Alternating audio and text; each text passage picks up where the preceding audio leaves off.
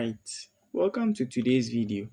In today's video, I'm going to be teaching you how to solve 96 squared in just a minute. So follow me as I guide you through how to solve it systematically. Our first digit of 96 squared is 9. We take 9 and square it. We are going to realize that 9 squared gives us 81. The next is 6. So 6 squared also gives us 36. So we write our combination on one line. And now the next thing we are going to do is multiply 9 by 6 and multiply it by the exponent here. So what I basically mean is 9 times 6, which gives us 54, by 2,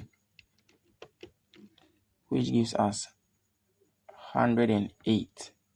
So we are clearly going to write 108 and add a 0 at the end and sum it up. 6 plus 0 gives us 6. 3 plus 8 gives us 11. We write 1 and take 1 to the next. 1 plus 1 gives us 2. And 8 plus 1 gives us 9.